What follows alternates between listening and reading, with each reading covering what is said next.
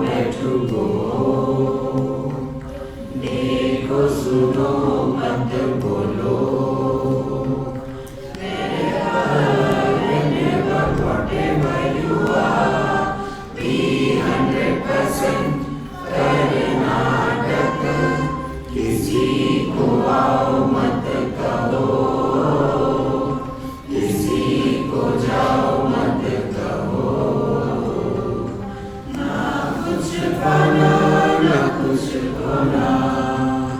Who asked you live at zero complete level?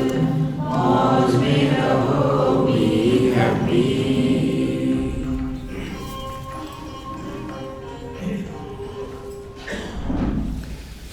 Shri Krishna Shri Krishna Shri Krishna Shri Krishna. गुरुर्ब्रह्मा गुरुर्विष्णु गुरुर्देवो महेश्वरः. गुरुः साक्षात् परं ब्रह्म तस्मै श्री गुरवे नमः. तस्मै श्री गुरवे नमः. Back benchers can hear. और सामने बैठने वाले भी सुनते हैं क्या? हमारे बात दोहराओ. विश्वं दर्पण दृश्यमान नगरी तुल्यं निजान्तर्गतं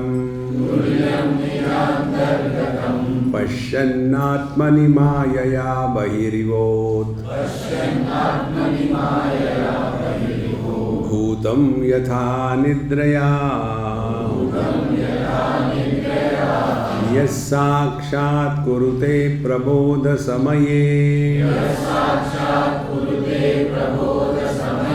स्वात्मानमेवाद्वयम्. तस्मै श्री गुरुमूर्तये नमः इदम्. श्री दक्षिणामूर्तये बीजस्यान्तरिवाङ्कुरो जगदिदम्. प्राङ्निर्विकल्पं पुनः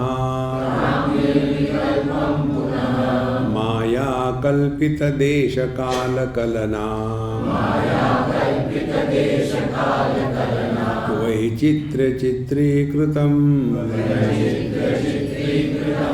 मायावीव विजृम्भयत्यपि महाम्. योगीव यस्वेच्छया तस्मै श्री गुरुमूर्तये नमः इदम्. श्री दक्षिणामूर्तये यस्यैव स्फुरणं सदात्मकमसत् कल्पार्थकं भासते. साक्षात् तत्त्वमसीति वेदवचसा यो बोधयत्याश्रितान्. यत्साक्षात् करणात् भवेन्न पुनरा वृत्तिर्भवाम्भोनिधौ. तस्मै श्री गुरुमूर्तये नमः इदम्. श्री दक्षिणामूर्तये नानाचिद्रघटोदरस्थितमहा दीपप्रभाभास्वरम्. ज्ञानं यस्य तु चक्षुरादिकरण द्वारा बहिस्पन्दते. जानामीति तमेव भान्तमनुभाति. एतत् समस्तं जगत् तस्मै श्री गुरुमूर्तये नमः इदम् श्री दक्षिणामूर्तये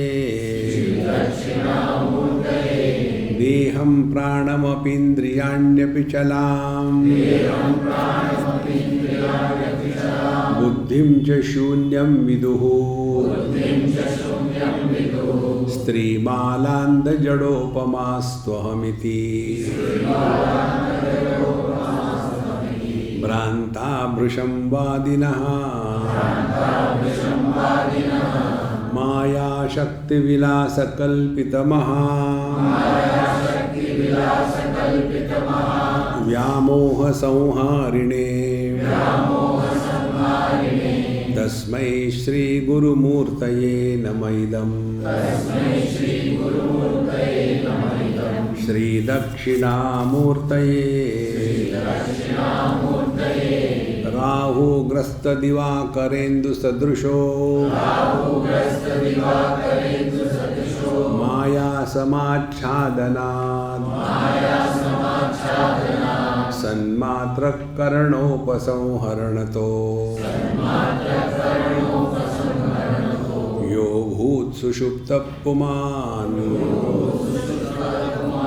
प्रागस्वाप्समिति प्रबोधसमये यः प्रत्यभिज्ञायते तस्मै श्री गुरुमूर्तये नमः इदम् श्री दक्षिणामूर्तये। पहले ही श्लोक में ये बात स्पष्ट कर दी है, यह साक्षात् कुरुते प्रबोध समये स्वात्मानमेवाद्वयम्। हम जब अपने स्वरूप में निष्ठावान होते हैं तब जाकर के हमारी आध्यात्मिक साधना पूर्ण हो गई। स्वर्ग में जाना, वैकुंठ में जाना, साकेत में जाना, कैलाश में जाना, ये हमको द्वैत के संसार में बांध के रखता है। कैसे? संसार क्या है? जहाँ कामना का या इच्छा का महत्व है, वो संसार है। जहाँ कामना इच्छा होगी वहाँ क्रोध होगा, लोभ होगा। काम क्रोध लोभ जहाँ जहाँ होते हैं वो संसार है। अब इसके लिए कैसे समझना है? जो कथाएं आती है ना पुराणों में, उन पुराणों की कथाओं की देखो बात, उससे हमको सीखना है, फंसना नहीं उसने। जैसे एक कथा आती है, एक नहुष राजा थे जो शिवजी के दामाद थे, और इंद्र ने कुछ गड़बड़ी करी थी अहिल्या के चक्कर में, इसीलिए उसको इंद्र पद से हटा दिया था। अब बिना राजा के देवलोक कैसा चलेगा? तो किसने किसी को रखना है। देखो, तो फिर क्या करे, किसको रखे किसको रखे? तो फिर ये निर्णय हुआ कि नहुष को रखे, क्योंकि नहुष ने 1000 अश्वमेध यज्ञ किए थे, माने वो बड़ा पवित्र हो गया था कर्मकांड के द्वारा, और वो स्वर्ग का इंद्र के रूप में उसको प्रतिष्ठित किया। वहाँ जाने के बाद उसको चढ़ गई, सबसे मैं श्रेष्ठ हूँ, मेरे जैसा कोई नहीं। और फिर उसने सप्तर्षियों को अपनी पालकी उठा करके चलाने के लिए नौकर के जैसे लगाया। देखो, और उसके बाद उसने कुछ गलत किया तो एक सप्तर्षि ने उसको शाप दिया, तुम अजगर के से बैठे हो, तुम अजगर हो जाओगे। उसी क्षण वो अजगर हो गया। अब ये कथा है, हमको समझना क्या है। चाहे आप स्वर्ग में जाकर के स्वर्ग के राजा बन जाओ, वहां भी आप कामना से मुक्त नहीं। देखो, जो भोग इंद्र को अप्सराओं के साथ प्राप्त होता है, वही भोग कुत्तों को रास्ते पर प्राप्त होता है। देखो, जो भूख अग्नि की होती है, अग्ने स्वाहा इदन्न मम, जो भूख अग्नि की शांत होती है, उनको उनकी आहुति मिलने से वही भूख हमारी शांत होती है जब हम खाना खाते हैं। तो क्या फर्क है? माने जहां जहां कामना की बात है वह संसार है। देखो, और ये हम करते क्या है? साधना की दृष्टि से कामना करते हैं कि मुझे वैकुंठ जाना है, मुझे साकेत जाना है, मुझे भगवान के देश में जाना है। वहाँ भी जाओगे कि धक्का मार के फिर क्षीणे पुण्य मर्त्य लोकम विशंति, फिर वापस आ जाओगे। देखो, इसीलिए ये बात स्पष्ट समझ ले, परमात्मा की उपलब्धि आत्म रूप से ही सत्य है, बाकी सब संसार ही है। 14 लोक है, भूर्भुवः स्वः महाजनः तपः सत्यम, देन अतल वितल सुतल तलातल रसातल पाताल महातल, कोई अंत नहीं इसका। ऊपर नीचे जा रहे, ऊपर नीचे जा रहे। इससे अपने आप को बचाना है। इसीलिए यहां जब कहते हैं यस साक्षात कुरुते, भगवान का साक्षात्कार कैसा होता है? प्रबोध समय, जब आपको साक्षात्कार हो गया परमात्मा का, क्या? स्वात्मानमेवाद्वयम्, आत्म रूप से ही प्रभु का अनुभव हो सकता है। देखो, फिर ये चक्कर नहीं आएगा कि वहां कब तक रहेंगे, जब तक आपका वीसा वैलिड है तब तक, फिर निकल आओ आप वहां से नीचे जमीन पर। इसलिए ये बात को स्पष्ट समझ लेना, हमको इसमें ना कुछ पाना ना कुछ खोना, तब जाकर के हम दक्षिणामूर्ति का स्तोत्र पढ़ रहे हैं। नहीं तो इसी में फंसे रहते हैं, यहाँ जाना है वहाँ जाना है, ये करना है वो करना है, नहीं हुआ, और इतनी नियम लगा लेते हैं अपने आप पर। देखो, जैसे मकड़ी अपने ही जाल में फंस जाती है ना, वैसे हम लोग भी अपने ही नियमों में फंस जाते हैं। कम से कम नियम रखो, एक ही नियम रखो, बाकी सब छोड़ दो। कौन से? मौज में रहो। देखो, तब जा करके हम अध्यात्म के मार्ग पर है, अन्यथा इसी में भटकते रहेंगे। देखो, अच्छा महाराज, तो ऐसे जो दक्षिणामूर्ति भगवान है उनको हम क्यों नहीं पहचान सकते अपने स्वरूप में? क्योंकि देहम प्राणमपीन्द्रियाण्यपि चला बुद्धिम च शून्यम विदु स्त्री बालांद जड़ोपमास्तोहमिति भ्रांता मृषमवादिनः। हम भ्रांत है। कभी तो हमने अपने आप को देह माना है तो जगत सत्य हो गया, फिर प्राण माना है तो भूख लगने लग गई, फिर इंद्रिय माना है तो इंद्रियों के चक्कर में फंसे हैं। आज हम गणित कर रहे थे सुबह सुबह, उदाहरण के लिए बताते हैं। समझो आपका वजन 100 किलो है और आपकी जबान काटी और उसका वजन किया, आपकी मेरी नहीं, मुझे बोलना है। तो आपका वजन 100 किलो, जबान काट के देखा 10 ग्राम, उससे तो ज़्यादा होगा नहीं। देखो, ये बातें इतनी सुंदर है महाराज। ये जबान हमको खिला खिला खिला करके इतना मोटा कर देती है। कितना भी आदमी मोटा हो, उसकी जबान पतली ही होती है, जबान स्वयं मोटी नहीं होती, वो उतनी ही रहती है। ये हम मोटे हो जाते हैं। तो आपके रसना का वजन जो हो गया 10 ग्राम, 100 किलो में 10 ग्राम कितना हो गया? मुझे गणित नहीं आता, उतना फ्रैक्शन हो गया। और उस एक ही रसना पर 9 प्रकार के रसों का स्वाद होता है। तो एक स्वाद के लिए कितना वजन हो गया पूरे शरीर का? 0.01%। देखो, और उसके लिए कितने परेशान होते हैं। क्या है ये? Prosperity, affluence. फिर क्या करें?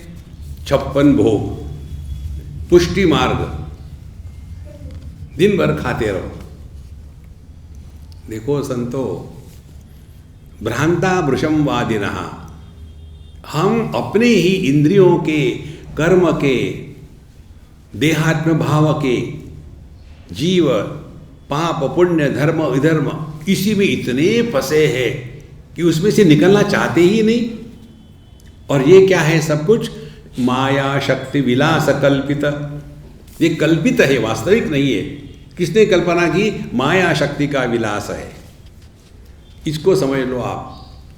तो आप 2 प्रकार की सृष्टि देखोगे, एक ईश्वर सृष्टि है, दूसरी जीव सृष्टि है। ईश्वर की सृष्टि में स्त्री पैदा होती है, जीव की सृष्टि में कन्या, पत्नी और माँ पैदा होती है। और दुखी होने वाले ये 3 है, कन्या, पत्नी और माँ। स्त्री दुखी नहीं होती। और ये कहाँ है? उसी को लेके पूरा जीवन बर्बाद करते। देखो संतो, तो कैसे जिए? कर्नाटक। डोंट टेक एनीबडी और एनीथिंग सीरियसली। एक बार हमने कहानी बताई है। रुद्रप्रयाग में थे, हम जा रहे थे बद्रीनाथ, तो वहाँ रुकी हमारी बस, रुक गए। फिर हिंदुस्तानी लोग, बाबा जी देखा कि ठोको, मारो नमस्कार। वो चल रहा, बैठ रहा, कुछ ज़रूरत ही नहीं। चलते हुए व्यक्ति को कभी नमस्कार नहीं करना चाहिए, स्पीड ब्रेकर आ जाता है बीच में। तो हम वहाँ खड़े थे, चाय पी रहे थे। तो एक आई अम्मा, नमस्कार किया, दूसरी आई, नमस्कार किया, लाइन की लाइन लग गई। तो अब हम क्या करें, जा नहीं सकते कहीं। तो वहाँ एक डॉक्टर ने थी, पढ़ी लिखी, बोले स्वामी जी ये सब लोग आपको आके नमस्कार, आपको कैसे लगता है? तो मैंने कहा रुको, पकड़ो मेरी चाय, पकड़ ली, पीना मत। बोले ठीक है। फिर मैंने कहा अगली अम्मा रुक जाओ, रुक गई। क्या है? ये मेरी माँ है, मैंने उसके चरण छुए। तो मुझे नमस्कार करोगे तो 1 किलो पुण्य मिलेगा, मेरी माँ को नमस्कार करोगे तो 1 क्विंटल मिलेगा। अब डिसाइड करो। लाइन डायरेक्ट हो गई। मैंने अपनी चाय उठाई, निकल गया। और वो अब बैठी बेचारी, कुछ कर ही नहीं सकती।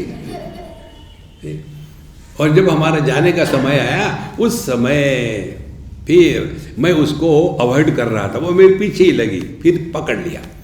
आपने ऐसा क्यों किया? You are नेस्टी। हमने कहा देखो अम्मा, तुमने पूछा ना मुझे, अनजान लोग आने के बाद नमस्कार करते कैसे लगता है? लगा? कैसा लगा बताओ? देखो, इस चक्कर में मत पड़ो। इसीलिए माया शक्ति विलास कल्पित महा, वो हमको नमस्कार नहीं कर रहे, हमको पता है, वो प्रभु को नमस्कार कर रहे हैं। अहंकार विमूढ़ात्मा कर्ता हमिति मन्यते। धीरे धीरे ये बात जब स्पष्ट हो जाती है ना, तब जाकर के हमने दक्षिणामूर्ति स्तोत्र का जीवन में उतारने का प्रयत्न किया है। माया शक्ति विलास कल्पित महाव्यामोह संहारिणे, इस मोह का जो संहार करते हैं, ऐसे दक्षिणामूर्ति भगवान, वो हमारा स्वरूप है। माने आत्मस्वरूप से ही हमको परमात्मा को पहचानना है। इस सिद्धांत को पकड़ के रखो।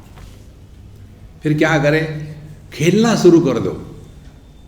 मेडिटेशन भी वैसा ही करो जैसे बच्चे लोग खेलते हैं ना, खेल भाई बहन बन जाते हैं, पति पत्नी, और खेलते हैं, झूठ मूठ कुछ नहीं होता, वहाँ खेल रहे हैं। ऐसे ही मेडिटेशन खेलो ना। अब क्या समझना है, जब बच्चे खेलते हैं पति पत्नी, तो वो खेल रहे हैं पति पत्नी, लेकिन होते नहीं। इसी प्रकार से मेडिटेशन खेलो, लेकिन मेडिटेटर मत बनो, झूठ मूठ। कैसे? मेडिटेशन में आदमी शांत रहता है, चलो शांत रहते, समझो शांत नहीं रहे तो क्या फर्क पड़ता है? महामंत्र इस मय को हमको हटाना है। माया शक्ति विलास कल्पित महाव्यामोह संहारिणे, इस व्यामोह से हमको निकलना है। ये तभी निकल सकते हैं, तस्मै श्री गुरुमूर्तये नमः इदं श्री दक्षिणामूर्ते, अपने आप के प्रति समर्पित हो जाना। यहाँ तक हमने कल देखा था। अब 6वें श्लोक में कहते हैं राहु ग्रस्त दिवाकरेन्दु सदृशो माया समाच्छादनात्। 2 प्रकार के ये ग्रहण की बात आती है। पौराणिक कथा ऐसी है कि जब समुद्र मंथन हुआ, उसमें से जब अमृत निकला तो मोहिनी भगवान ने कहा दोनों को लाइन में बैठो, मैं सबको ठीक से बांट दूंगी। भगवान विष्णु ने ही अवतार लिया था और देवताओं को देने लग गई, और ये असुरों को केवल आंखों से हाँ तुम कितने अच्छे हो, लेकिन देना कुछ भी नहीं उनको। तो ये जो था राहु, उसने देख लिया कि ये गड़बड़ी हो रही है, तो सूर्य और चंद्रमा इन दोनों के बीच में ये रूप बदल करके बैठ गया। तो उसको सब लाइन में थे, उसको भी अमृत दिया। तो जैसे उसने अमृत में मुंह में डाला तो बताया ये राहु ये असुर है, तो तुरंत उसकी गर्दन काट दी, क्योंकि मुंह में उसके अमृत गया था तो अमर हो गया। देखो अब ये जो राहु है ये सूर्य को और चंद्र को निगलता है, और जब सूर्य चंद्र निगल गए राहु के द्वारा तो थोड़े समय के लिए, क्योंकि उसके पीछे कुछ है ही नहीं, बाहर निकल आता है। ये एक कथा है पुराणों की कि सूर्य चंद्र को ग्रहण लगना माने बीच में ये राहु आकर के इनको निगल जाता है।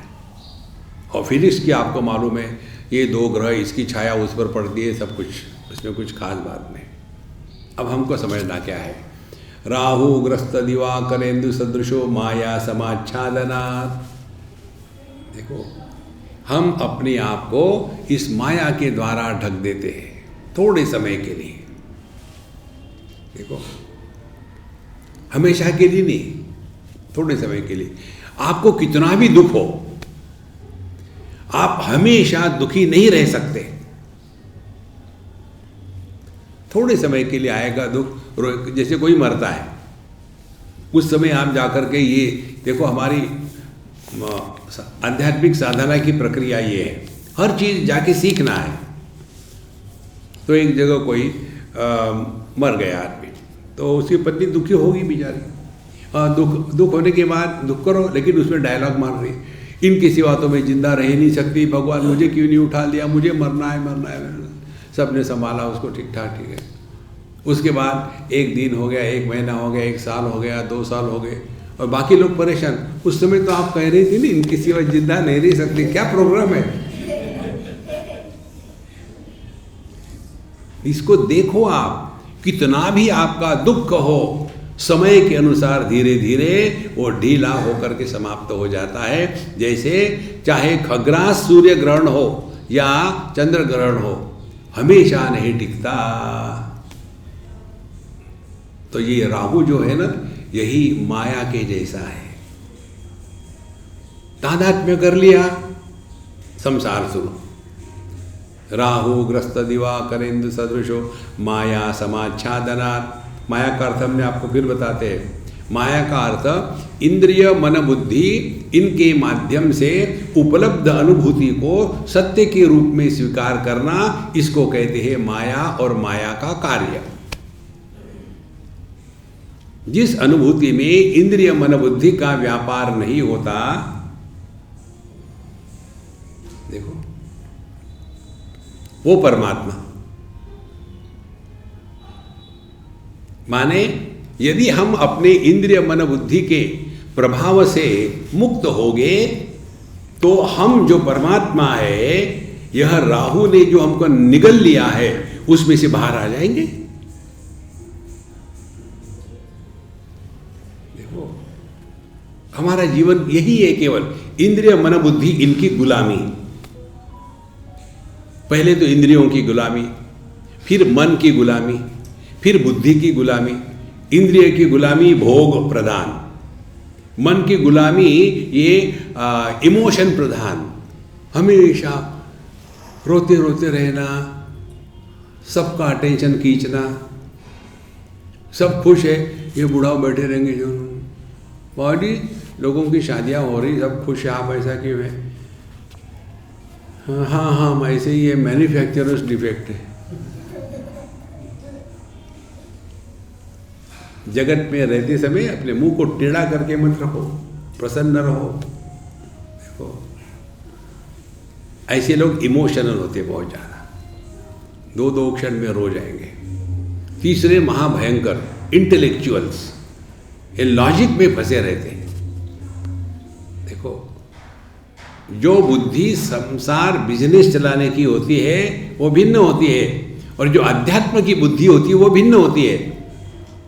देखो जैसे किसी को शेव करना है, तो शेव करने के लिए जो शार्पनेस होता है रेजर को, वो भिन्न होता है। यार इससे तो पेड़ कटता है, तुम्हारी दाढ़ी नहीं कटती क्या? अब ऐसे ज्ञानी को क्या समझाएं? इसीलिए ये जो इंटेलेक्चुअल्स होते हैं ये भी माया में फंसे हुए हैं, लॉजिक लॉजिक लॉजिक।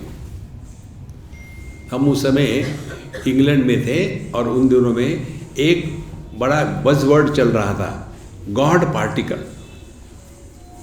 तो हमको पूछा, Swami ji what is your opinion about God particle? हमने कहा हम फालतू चीज़ों पर विचार नहीं करते। बोले देखो अमुक अमुक साइंटिस्ट ने कहा है गॉड पार्टिकल। हमने कहा मेरे एक छोटे से प्रश्न का उत्तर दो, आकाश का कौन सा पार्टिकल है दिखाओ मुझे। स्पेस का पार्टिकल क्या होगा? पूर्व पश्चिम उत्तर दक्षिण, क्या वो वास्तविक है? देखो infinite cannot be divided in fractions. आप अनंत को काट कूट करके उसके टुकड़े नहीं बना सकते, और यदि परमात्मा अनंत है तो उसका पार्टिकल कहां से होगा? इसीलिए यह जो इंद्रिय मन बुद्धि में फंसे हुए हैं उनको राहु ने निगल लिया है। राहु ग्रस्त दिवाकरेंदु सदृशो माया समाच्छादनात्। अब और आगे चलो, जब हम सोते हैं तब क्या होता है?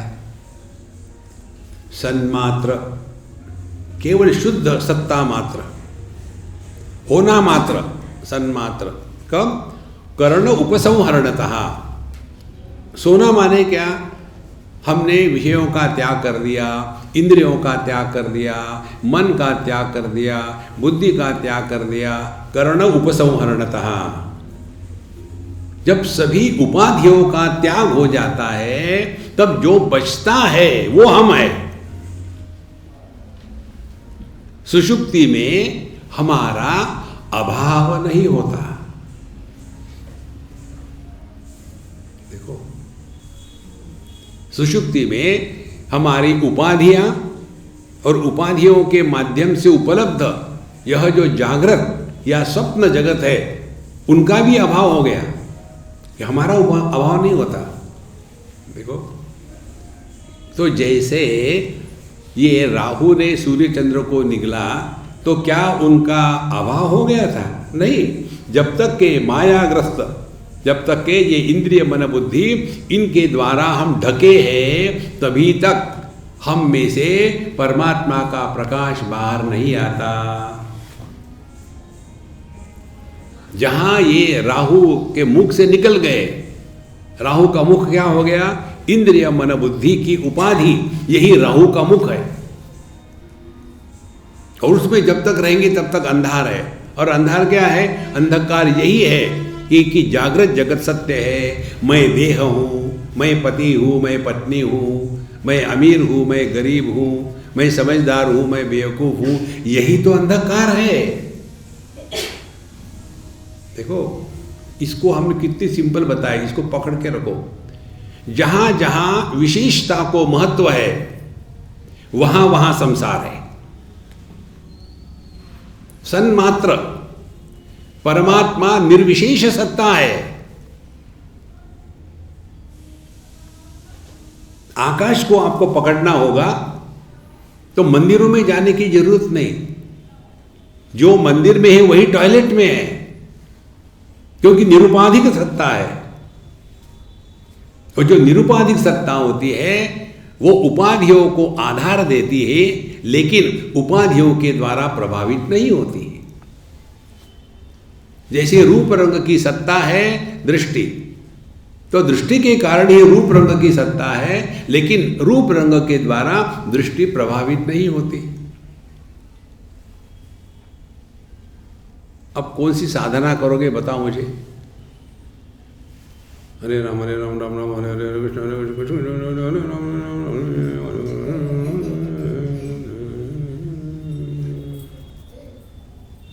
फिर वो माला जो है वो अड़ जाती है झटके। क्या हो गया? नहीं, पान और बीड़ी और तंबाकू का पुड़िया और अड़क गई है। देखो संतो,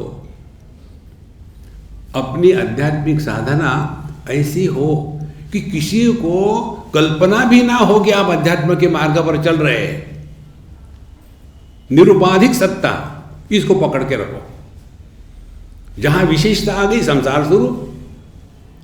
जैसे शब्द निरुपाधिक, उपाधि क्या लगी उस पर? उपाधि लगी गुजराती, बंगाली, तमिलियन, पंजाबी, उपाधि लग गई। है तो सभी शब्द ही ना।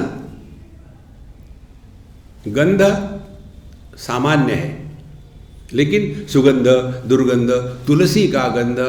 आज हम गए थे घूमने के लिए, तो किसी ने हमारे हाथ पर वो इत्र लगाया। हमने पूछा कौन सा ब्रांड का है? यूपी फेमस है ना। देखो, इसीलिए साधना का तात्पर्य अपनी सब विशेषताओं को समाप्त कर देना है। जब विशेषता आती है तब हम कुछ बनते हैं। बनो मत, रहो मौज में, रहो मौज करो मत। तो सन्मात्र करणोपसंहरणतः, और ये विशेषता किसके कारण आती है? केवल ये इंद्रियों के कारण, मन के कारण, बुद्धि के कारण। बुद्धि हमको बताती है हम ब्राह्मण, क्षत्रिय, वैश्य, शूद्र है। देखो, हमारा ये गोत्र है, वो गोत्र है। किसी ने अपने गोत्रज को नहीं देखा है। चला आ रहा है, आ रहा है, आ रहा है, उसी में फंसे है। निकलो उसमें से।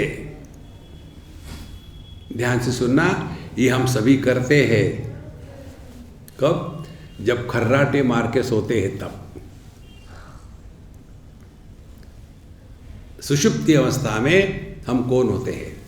ब्राह्मण, क्षत्रिय, वैश्य, शूद्र, स्त्री, पुरुष, माँ बाप, भाई बहन, इंडियन, नॉन इंडियन, पढ़े लिखे, अनपढ़, अमीर, गरीब, सब तमाशा खत्म।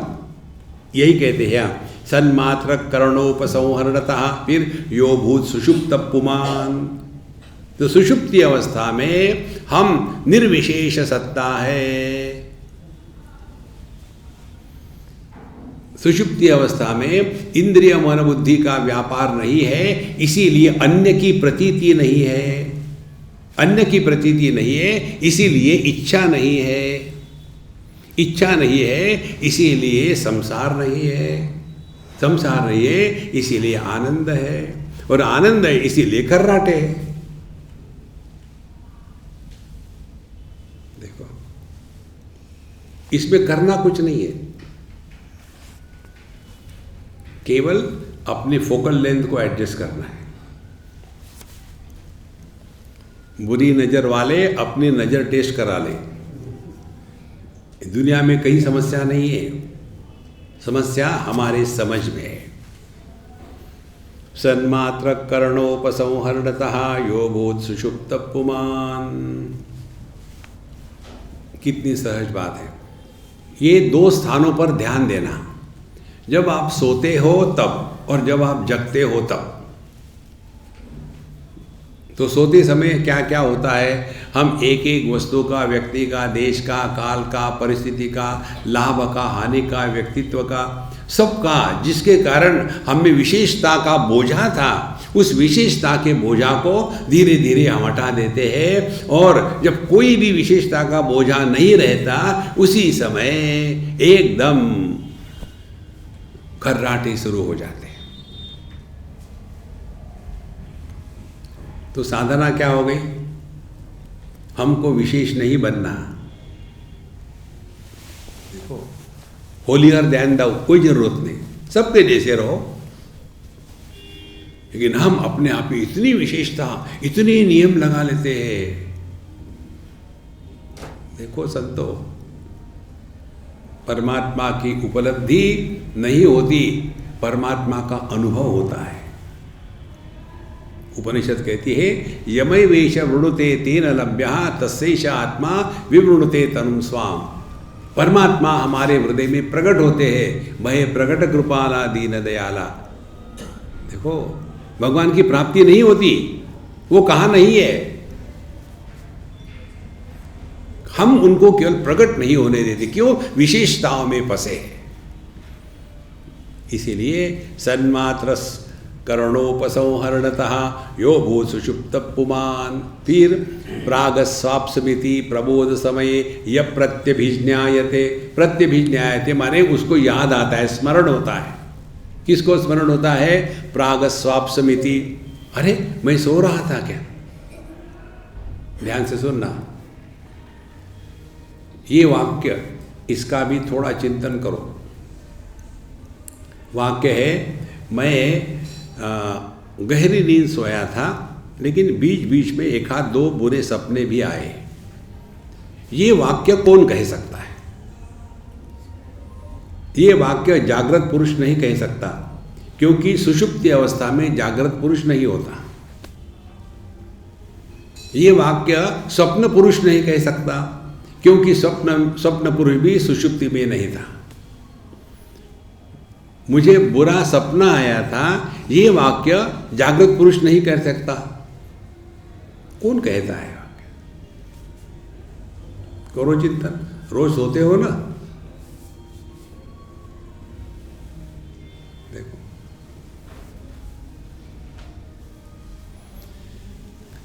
यहाँ वाराणसी को आने के पहले मैं गोवा में था, फिर उसके पहले मैं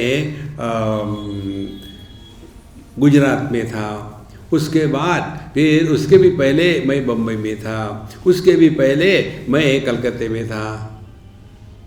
तो सभी जगह में मैं था ना, तभी तो मैं ये कह सकता हूँ। जब हम ये कहते कि मुझे अच्छी नींद आई थी, बीच में मुझे बुरे सपने आए थे, फिर मुझे अच्छी कभी आती है नींद, कौन कहता है ये? He has to be present in all the places. हम जब अपने बचपन की बात करते हैं, बचपन में मैं था। जवानी की बात करते हैं, जवानी में मैं था। तो हम तो हमेशा होने चाहिए ना, तभी तो बात होगी है। जब हम ये कहते हैं कि अच्छी नींद आई थी, बीच में बुरे सपने थे, कौन कह सकता है? वही कह सकता है जो जागृत में है लेकिन जागृत पुरुष नहीं बना, जो स्वप्न में है लेकिन स्वप्न पुरुष नहीं बना, जो सुषुप्ति में है लेकिन जो नहीं सोया। मत्तः स्मृति ज्ञानम अपोहनंच वेदैश्च सर्वै अहमेव वेद्यः वेदांतकृत वेद विदेव चाहम। भगवान कहते हैं मैं ही जागृत स्वप्न सुषुप्ति, ज्ञानम जागृत, स्मृति स्वप्न, अपोहनम सुषुप्ति, चकारात समाधि, मैं ही इन चारों अनुभूतियों का आधार हूं। इस मैं को हमको जानना है। अहम एव वेद्यः, ये जो वेद्य माने जानने योग्य, यदि जगत में जानने योग्य कुछ है, अपने इस मैं को पहचान। Who is this? और ये कहते हैं प्रागस्वाप्समिति प्रबोध समय, जब जग गए तब कहते या मैं सो रहा था। यह प्रत्यभिज्ञायते, जिसको ये मालूम होता है कि मैं ही सोया था और मैं ही जग गया था, जिसको ये मालूम है मैं ही बच्चा था, मैं ही जवान हूँ, मैं ही बूढ़ा हूँ। तो कैसा कहते हैं हम लोग ने बचपन के उपाधि को त्याग दिया, जवानी की उपाधि को त्याग दिया, बुढ़ापे की उपाधि को त्याग देंगे, तब समझ में आएगा मैं इन सब में सामान्य था, असामान्य था। बचपन, जवानी, बुढ़ापा ये उपाधि के धर्म मुझ पर अध्यारोपित करे गए थे। इसीलिए किसी भी व्यक्ति को अपने जन्म का अनुभव नहीं होता, किसी भी व्यक्ति को अपने बढ़ने का अनुभव नहीं होता, किसी भी व्यक्ति को अपने मृत्यु का अनुभव नहीं होता, और किसी भी व्यक्ति को अपने अभाव का अनुभव नहीं होता।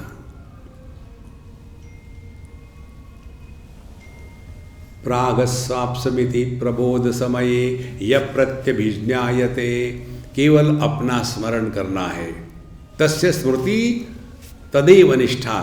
भगवान रमण महर्षि कहते हैं परमात्मा का स्मरण परमात्मा रूप से ही हो सकता है।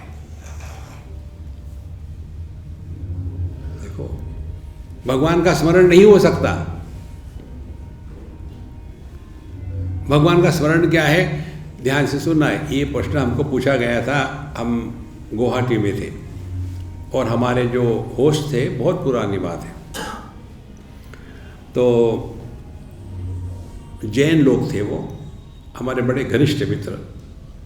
तो उनकी पत्नी ने मुझे पूछा कि स्वामी जी, हम लोगों के जो मुनि साध्वी आते हैं वो कहते हैं आत्मचिंतन करो, आप भी कहते हैं आत्मचिंतन करो, लेकिन आत्मचिंतन करो माने क्या, ये कोई बताता नहीं।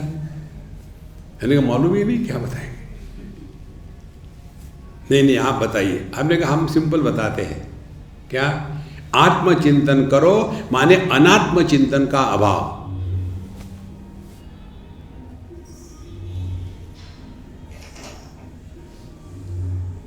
कितना सिंपल है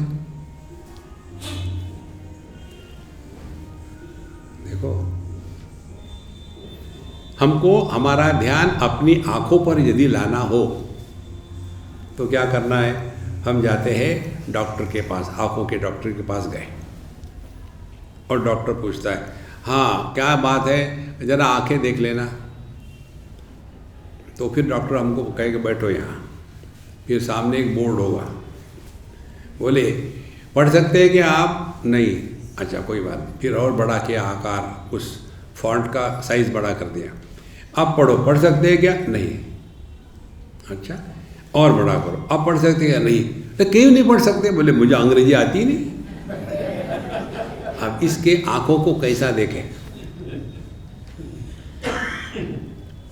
तो वो उनके ज्ञान की परीक्षा नहीं कर रहे थे, परीक्षा कर रहे थे कि उनके आंखों की स्थिति क्या है। देखो, तो यदि हमको आंखों को ढूंढना है कैसे क्या है, तो इस रूप रंग का आधार लेकर के उसके परे जाना है। देखो, इसीलिए स्वात्मान प्रागस्वाप्समिति प्रबोध समये यः प्रत्यभिज्ञायते। तो हम जब कहते हैं कि मैं अच्छी नींद सोया था, बीच में बुरे सपने आए थे, ये कहने वाला जो है वो आप हो।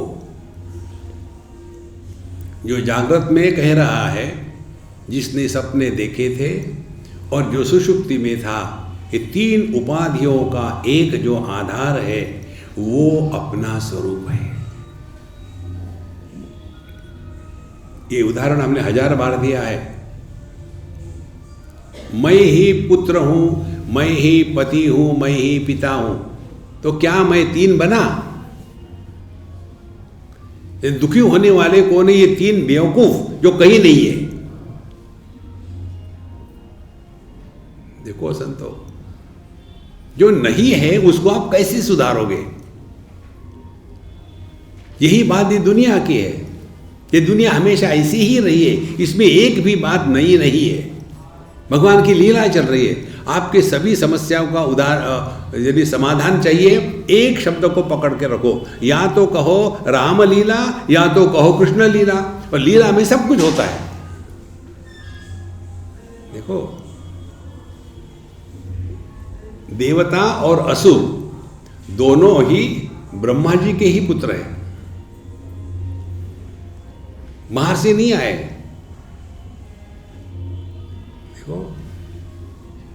जैसे जैसे ये सूक्ष्मता बढ़ती है ना ज्ञान की, वैसे वैसे हम ये दुनिया को लेकर के परेशान होना बंद हो जाते हैं। ये दुनिया हमेशा ऐसी रही है। अभी हमको लगता है देखो ये टेररिज्म हो रहा, इतने लोग मर रहे। जितने टेररिस्ट के कारण लोग मरे इसका गणित करो, और एक हमारे हिटलरानंद महाराज, उसने जितने लोगों को मार दिया है जहर का गैस दे करके, उसकी गणित करो, कंपैरिजन भी नहीं होगा।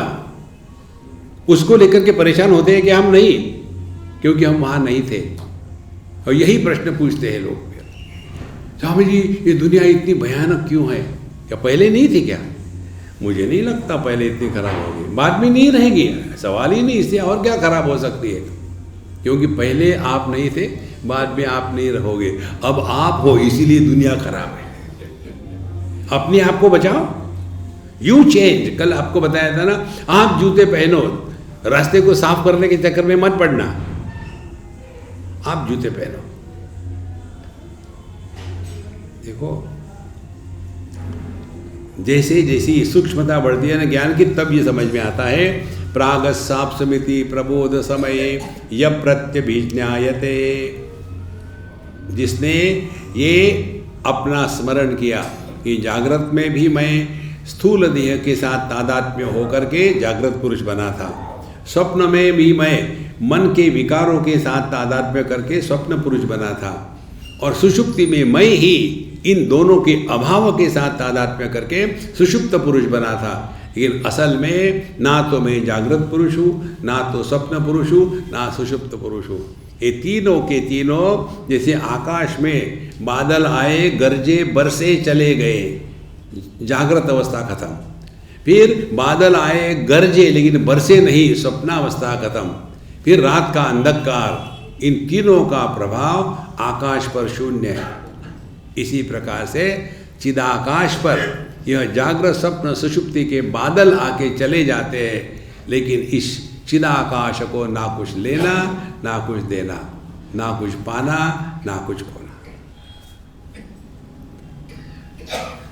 राहुग्रस्त दिवाकरेन्दु सदृशो माया समाच्छादनात् सन्मात्र करणोपसंहरणतः यो भू सुषुप्त पुमान प्रागस्वाप्समिति प्रबोध समये यः प्रत्यभिज्ञायते तस्मै श्री गुरुमूर्तये।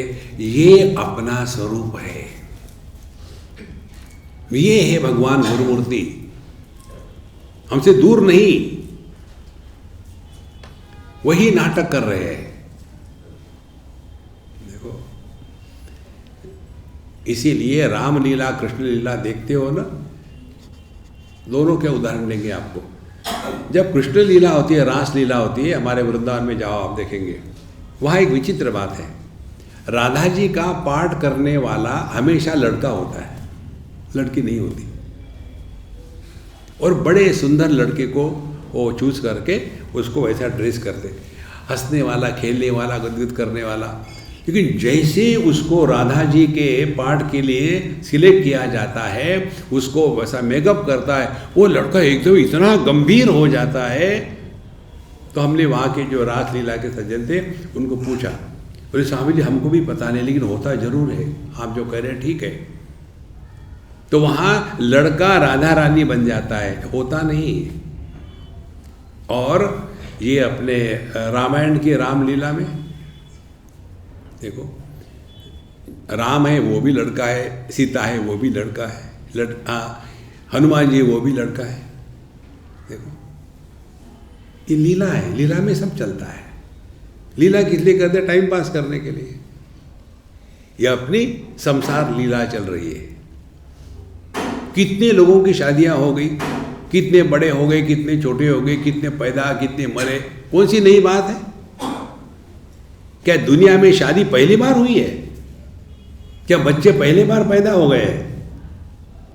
ये तो अखंड चल रहा है भगवान की लीला। समझो हमारे पीछे जो बैकड्रॉप है ना, उस पर इतना बड़ा चित्र निकाला हो, उस साइज का बहुत बढ़िया सुंदर चित्र निकाला हो, अनेक चीज़ें उसमें है। और यदि आपको उस चित्र का आनंद लेना है, क्योंकि आप यहाँ के मालिक हो, तो आप उस चित्र के पास 6 इंच के दूरी पर चले जाओ और 6 इंच की दूरी से देखो कैसा दिखता है। ठीक दिखेगा? या तो फिर आप यहाँ से 5 किलोमीटर दूर चले जाओ, वहाँ से देखो, ठीक दिखेगा? तो आपको ठीक देखना है तो क्या करना पड़ेगा? Keep optimum distance. इस दुनिया को भी देखना है, योग्य अंतर रखो। ज़्यादा नज़दीक भी मत जाओ, ज़्यादा दूर भी मत जाना। इसी प्रकार से इस दुनिया में सबके साथ रहो, लेकिन ज़्यादा नज़दीक भी मत जाओ, ज़्यादा दूर भी मत जाओ। कैसे हो सकता है? कर्नाटक,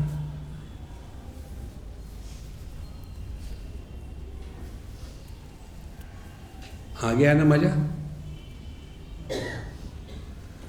तस्मै श्री गुरुमूर्तये नमः इदं श्री दक्षिणामूर्तये। अगला श्लोक। बाल्यादिष्वपि जाग्रदादिषु तथा सर्वास्वस्थास्वपि व्यावृत्तास्वनुवर्तमानमहमित्यन्तःस्फुरन्तं सदा।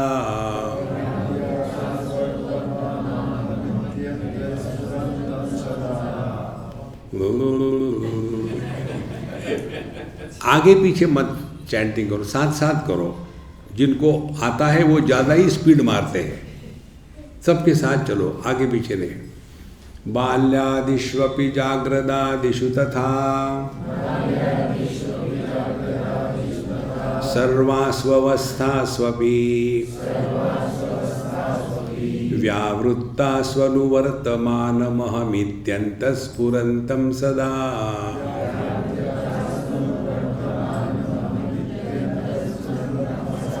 स्वात्मानं प्रकटीकरोति भजतां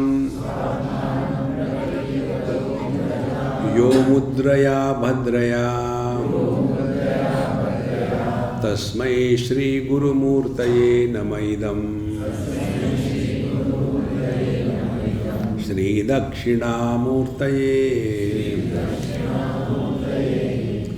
बाल्यादिषु, पहले बच्चा जब पैदा होता है छोटा, उसको शिशु कहते हैं, फिर बालक, फिर कुमार। देखो भिन्न भिन्न उम्र को भिन्न भिन्न शब्दों से बताते हैं। बच्चे को शिशु क्यों कहते हैं? वो कहीं भी शी और शू कर देता है, इसलिए शिशु कहते हैं।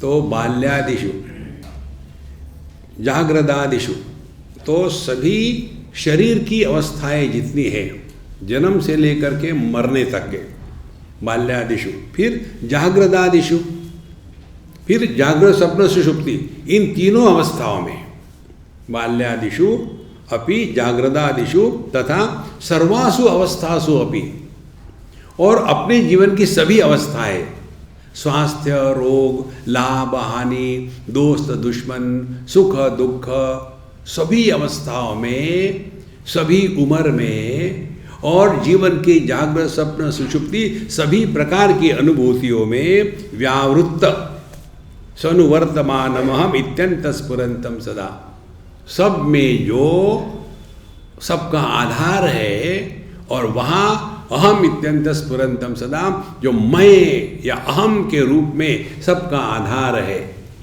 देखो बृहदारण्यक उपनिषद में प्रथम अध्याय में ही आता है, शायद चतुर्थ ब्राह्मण में आता है। भगवान ने सोचा एकाकी न रमते, अकेले बोर हो गए, फिर उन्होंने अपने को द्विदल के जैसा दो कर लिया, और फिर संसार का विस्तार हुआ। इसी प्रकार से हम बैठे शांत होकर के इतना चिंतन करें, यार बचपन से अभी तक कितने देह बदल गए, अपन तो कुछ हुआ ही नहीं। कितने जागृत स्वप्न सुषुप्ति आके चले गए, अपने को कुछ हुआ ही नहीं। कभी लाभ, कभी हानि, कभी प्रेम, कभी द्वेष, कभी मिला, कभी नहीं मिला, ये सब चला गया। अपन को कोई फर्क नहीं, जो कि त्यों है। देखो ये करना कुछ नहीं इसमें, आप अपने अनुभूतियों का विश्लेषण करो। आज तक हमने अपने आंखों से कितने रूप रंग देखे, इतने रूप रंग देखने के बाद क्या अपने आंखों को रूप रंग आया? वो तो ज्यों का त्यों है ना।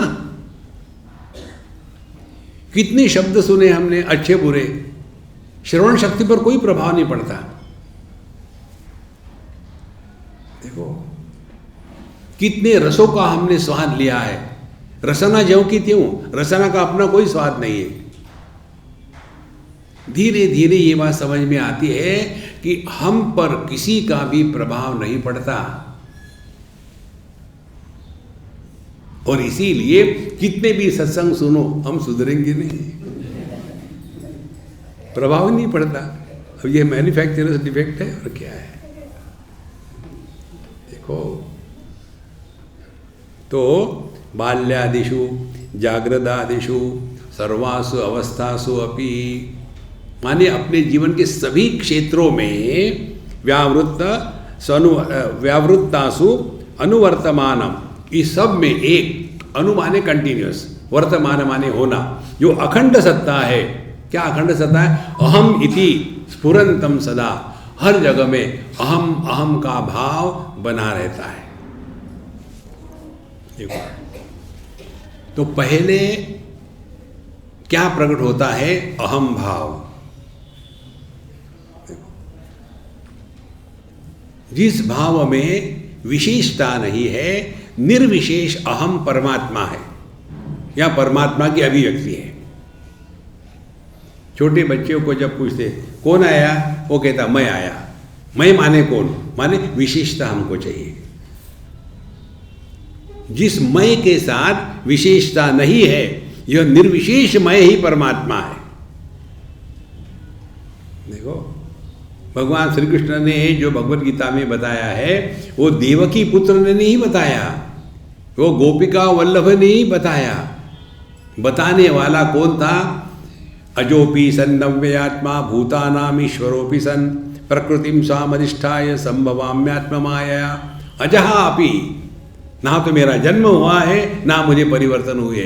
ये बोलने वाला देवकी पुत्र नहीं था, परमात्मा के स्वयं के ही अभिव्यक्ति थी। इसीलिए भगवद गीता में सबसे ज्यादा अहम शब्द का प्रयोग है, उसी की सब देन है। इसलिए व्यावृत्ता सनुवर्तमान अहम इत्यंत स्फुरंतम सदा, इस अहम का कभी नाश नहीं होता, ज्यों का त्यों रहता है। देखो लेकिन ये कौन सा अहम है? निर्विशेष है। शरीर के अवस्थाओं के अनुसार हम भले कहें हम जवान हैं बूढ़े हैं, लेकिन जो मैं है वो ज्यों का त्यों। देखो इसको अपने अंदर में ही पहचानना है, अपने आप में देखो। कभी हमको ये अनुभव आता है क्या कि हम उम्र में बड़े हो गए? ये तो लोगों की देन है। पहली बार जब किसी लड़की को एक हाथ बच्चा पूछ लेता है aunty what is the time please, तो उस आंटी की आंखें खुल जाती है। Don't call me aunty, call मी दीदी। अरे बुढ़ा हो दीदी। देखो ऐसा क्यों? क्योंकि हमको अपने बढ़ने का अनुभव नहीं होता। वही अपनी सत्य वस्तु है। शरीर बढ़ता है, बढ़ेगा ही, नष्ट भी होगा, हम ज्यों का त्यों हैं। अहम इत्यंत स्फुरंतम सदा, फिर स्वात्मानम प्रकटीकरोति भजताम यो मुद्रया भद्रया। फिर भगवान हमारे हृदय में कैसे प्रकट करते हैं अपने आप को? मुद्रया भद्रया। मुद धातु है, मुद से मुद्रा होती है शब्द। मुद माने आनंद, रा माने गति, जिसमें आनंद की अभिव्यक्ति होती है उसको मुद्रा कहते हैं। जैसे बढ़िया खाना हो, हम क्या कहते हैं? ये मुद्रा हो गई। देखो तो ये मुद्रा क्या है? पहले दिन आपको बताई थी हमने। भद्र माने पवित्र मुद्रा, ये है थोड़ा नस्वार ले लो और करो, आपकी एकदम समाधि लग जाएगी। इसको ठीक से याद रखना संतो। अन्नमय, प्राणमय, मनोमय, विज्ञानमय, आनंदमय, 5। ये मैं जब मन के साथ तादात्म्य करता है तो मैं सुखी दुखी, मैं जब प्राण के साथ तादात्म्य करता है तो मैं भूखा प्यासा, ये मैं जब देह के साथ तादात्म्य करता है तो मैं स्त्री पुरुष। तो हमारा ये जो अहम अत्यंत स्फुरंतम सदा, जो हमेशा ज्यों का त्यों है, ये आकर के इन तीनों के साथ तादात्म्य कर लिया तो क्या हो गया? आनंद बेचारा अकेला रहा। यदि किसी का अंगूठा काट दिया जाए तो ये 4 उंगलियों से काम करना बड़ा कठिन होता है। देखो, लिखना हो तो ये अंगूठा चाहिए, चम्मच पकड़ना हो तो अंगूठा चाहिए। कभी कभी किसी को कुछ लग जाता है ना अंगूठे को, बैंडेज लगा दिया, तब उसको खाना खाना हो तो कैसा खाते हैं? इन चारों का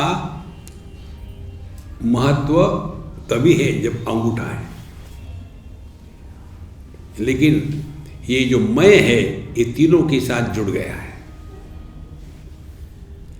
तो स्वात्मानं प्रकटीकरोति भजतां यो मुद्रया भद्रया।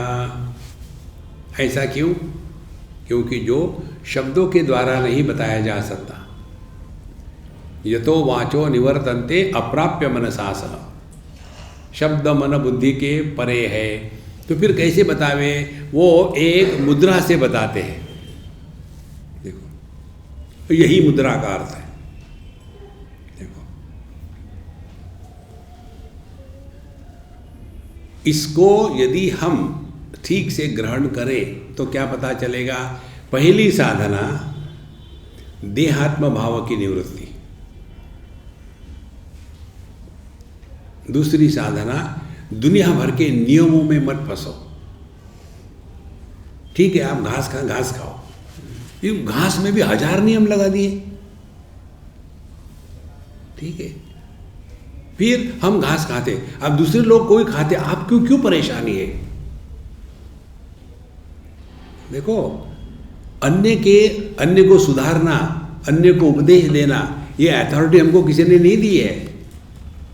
हमको लोग पूछते हैं, स्वामी जी भगवत गीता में बताया है 3 प्रकार के आहार होते हैं, सात्विक, राजसिक, तामसिक। आप पर इसका क्या विचार है? हमारा विचार ये है कि हमको खाने के पहले, खाते समय, खाने के बाद याद ही नहीं रहता क्या खाया। नहीं तो जिंदगी भर ये सात्विक है, दबाव, पूरा जीवन गोबर बनाने में ही गया है। हम मर के ऊपर गए, भगवान पूछेंगे यार तुमको भेजा था, क्या किया तुमने? मैंने क्या किया? लिखो। 40 ट्रक चावल खाया, क्यों? साउथ इंडियन हूं। और 50 टैंकर दूध पिया, क्यों? पंजाब में गया था मैं। क्या किया जीवन में हमने? देखो महाराज, ज्यादा अपने आप को नियमों में मत फंसाओ।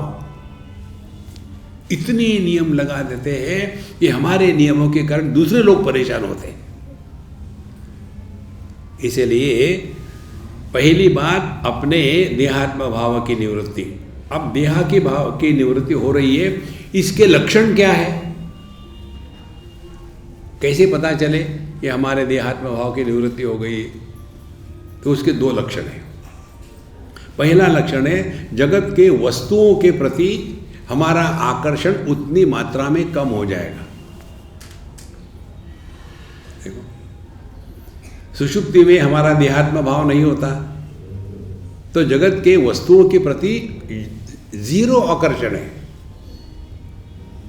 फिर कहाँ सोने के पहले नखरे करेंगे, ऐसा गद्दा वैसा चाहिए, चाहिए वो चाहिए, और सोने के बाद फिर कोई सवाल ही नहीं। माने जब तक के देहात्म भाव में फंसे हैं तभी तक ये जागृत का संसार हमको परेशान करेगा। तो पहली साधना देहात्म भाव की निवृत्ति। और इसको भी ठीक समझ लेना, बिना देहात्म भाव के आप नहीं रह सकते। हो गई नहीं परेशानी? एक बार तो कहते हो देहात्म भाव की निवृत्ति करो, दूसरी बार कहते हो कि देहात्म भाव की निवृत्ति हो नहीं सकती, तो क्या करें? देहात्म भाव को सत्य मानना छोड़ दो। जैसे एक एक्टर स्टेज पर भले राजा का काम कर रहा हो या भिखारी का, लेकिन उस समय भी वो अपने को राजा भिखारी नहीं मानता। देखो, इसी प्रकार से देहात्म भाव से ही हमको जगत में रहना है, लेकिन देहात्म भाव को सत्य मान करके उसमें हमको फंसना नहीं है, ये याद रखना है। और कैसे फंसते हैं? संग्रह, पैसा पैसा पैसा, कितना क्या करेंगे। देखो, इसीलिए संतो देहात्म भाव की निवृत्ति माने शरीर को कष्ट देना, एक टांग पर खड़े रहना, कपड़े नहीं पहनना, वो नहीं है। देखो, दूसरी बात फिर भद्रया मुद्रया प्राण।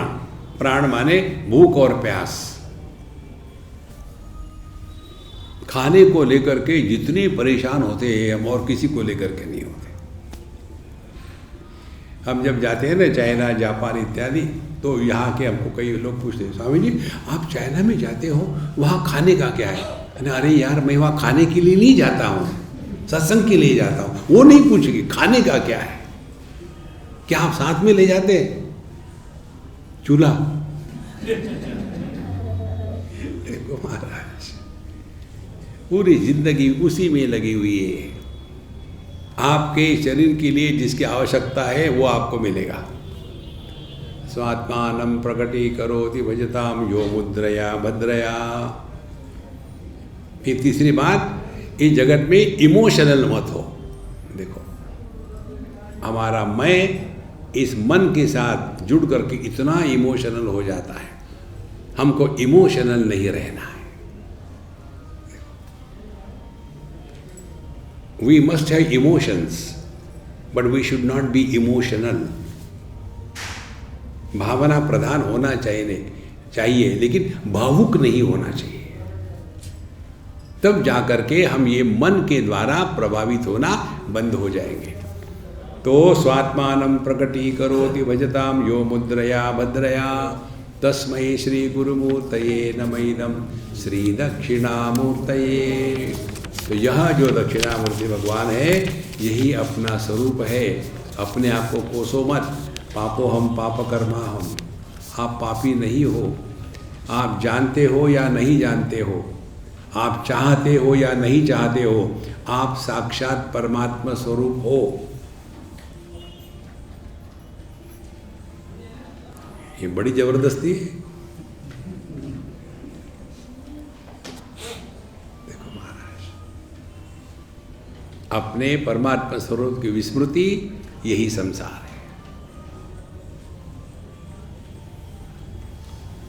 परमात्मा स्वरूप की विस्मृति का कारण जगत में ज्यादा फंस गए हैं, और हम सभी लोग इससे परेशान होते हैं, इसीलिए सोते हैं। सोना माने क्या? ये जगत से निवृत्त होना। ये जो हमारी निद्रा है ना, वो इसका अर्थ है। नींद में देहात्म भाव नहीं, भूख प्यास नहीं, सुख दुख नहीं। लेकिन यही स्थिति जब जागृत अवस्था में होगी, माने जागृत अवस्था में रहेंगे, देहात्म भाव होगा, लेकिन उससे प्रभावित नहीं होगी। भूख लगेगी, लेकिन उसको लेकर के परेशान नहीं होगे। सुख दुख होंगे, लेकिन दुखी नहीं होगे। इसको कहते हैं शास्त्रीय भाषा में बाध प्रक्रिया। देखो, माने होते हुए भी नहीं होना। जैसे मृग तृष्णा का जल होते हुए भी नहीं होता, जैसे इंद्रधनुष होते हुए भी नहीं होता, जैसे स्वप्न होते हुए भी नहीं होता, वैसे ही जागृत अवस्था होते हुए भी नहीं होती। इस बाध प्रक्रिया से जीवन जीना है। फिर समझ में आता है, ना कोई दोस्त है ना कोई दुश्मन है, तो सबका सब टाइम पास हो रहा है। अगला श्लोक पढ़ेंगे, उसका अर्थ कल देखेंगे। विश्वं पश्यति कार्यकारणतया स्वस्वामी संबंधतः शिष्याचार्यतया तथैव पितृपुत्राद्यात्मना भेदतः